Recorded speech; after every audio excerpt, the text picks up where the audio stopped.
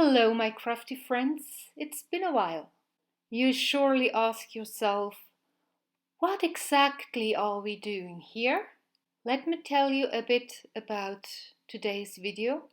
Around a year ago, I created the other video about the washi tape decluttering, and now we're here to tackle the many layers of sticker hoarding. And I am ready to let them go and tell you a little bit about it and the reasons and why I think that it's a very good idea.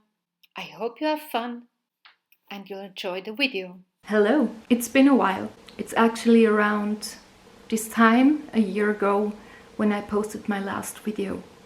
It was this video about decluttering 466 washi tape rolls. As you can see, it took me a long time to post my next video. The reason why is still my health issues. I lack a lot of energy. I have many headache and migraine attacks. There are more and more less times when I'm able to craft or that I even want to craft. I observe that crafting and making art kind of fades in importance. I currently started a trauma therapy. It works with EMDR, and the topic I was kind of confronted with was my inner child, the being, the status of my inner child, and it's pretty wounded. So due to the therapy, I was really inspired to think about things in another way. And it got me thinking of why I spent so much money on craft supplies I didn't really use over the past 10 years now.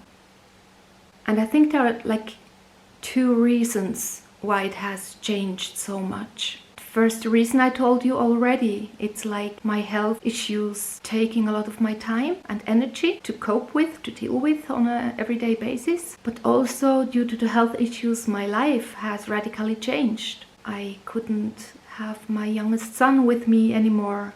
So I had to give him into a foster family. So that's less of memories you can make together and create photo albums. Of course, I can still take photographs when he's with me on the weekends, but it did change a lot of my way and reason why I started crafting. Primarily, I started crafting because of the smash books, of keeping memories. I did Project Life a little bit.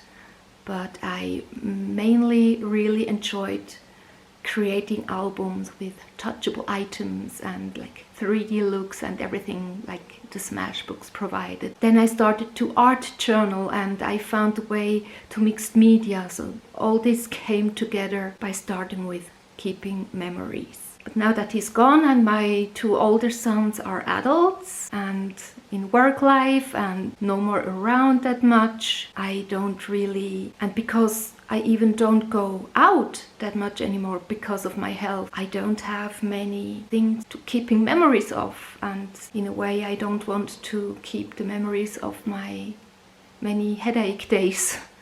I don't forget them anyway. So that's like a season that has changed. My youngest is 12 now and he was 3 years old when I started getting into crafting again. So that's also a reason, like there are other things important right now or like priority of my life than crafting.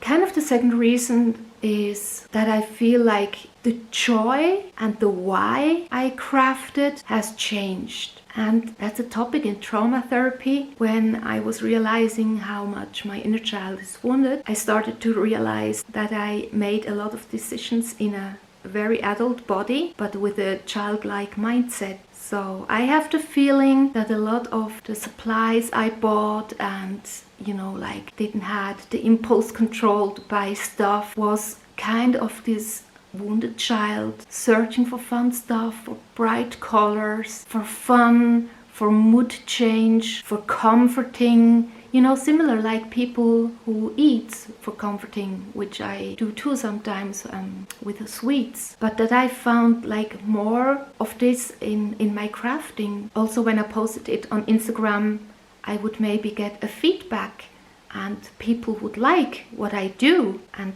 liked my persona. I came to the conclusion, I don't know for sure right now, it's a process, but I feel like maybe that was not the major adult Susanna that made those decisions, but the child that was searching for kind of a more funny childhood or trying to compensate for very hard times. I had a few times, somewhere last year, I started asking myself why I do have so many stickers and childish stickers. Of course they are cute, but when I go after my own words, and I explained those in my washi decluttering video, I don't keep things only because they are cute. I can appreciate the design, but I don't need to possess it.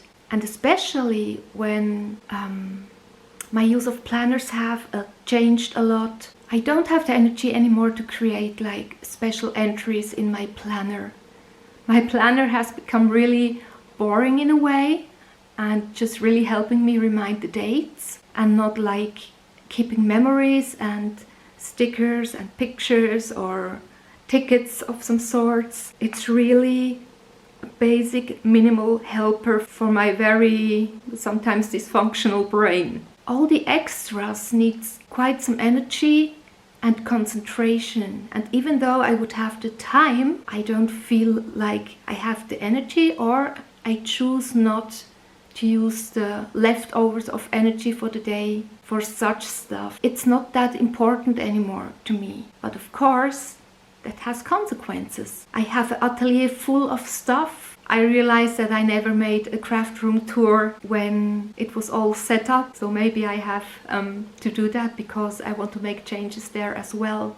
I want to try to come to the core of it so that I'd only have the stuff that I still enjoy, still use. More and more I feel buried under the possibilities. And again, something I mentioned in my last video was, when I compare the amount of material I have and the time I really spend crafting, I would need to get, I don't know, healthy 200 years old to really put them all in good use. Until then, they're laying around, are in all the boxes neatly packed, but they're not gonna be touched. They're not gonna live and fulfill the purpose they were made for. I really like the take on that, like Marie Kondo has, that objects have kind of not a soul, but they have a purpose. They have energy stored, like people who produce them, who have given thoughts on how to design them, and then people in the factories building them and distributing them, and the mailman bringing them to my door. So there's a lot of energy involved for something that only lies around unused and unloved in my crafting room. So I really have to kind of think over and maybe accept the fact that those times are gone for good. And I think someone who tried out many hobbies can compare this, can remember maybe they wanted to start jogging and they bought the nicest pair of shoes, spend a lot of money on that, and the right outfit for any type of weather, because when you go in for good, and then you realize, well, it's not that great of a hobby for me, or maybe you really hurt yourself from an accident and you're no longer able to run. So you have to make a decision. Do you want to keep the stuff for the maybe day, someday later that you return to it, or can you be honest with yourself and say, well, I can let it go because times have changed and I have changed. I'm no more the person I was 10 years ago when I started my crafting journey. And also I haven't become a famous artist or something. I didn't make a career out of this. So why holding on to a fantasy or a dream or a possible outcome that has never come? And in the right meaning of carpe diem and awareness, it's the here and now that counts and that can be changed. And I really want to try to adopt this principle more in my life, because I am a person who's constantly thinking about the future or about the past or how to change what happened so my future is brighter. It's just not going to happen this way. So I want to make a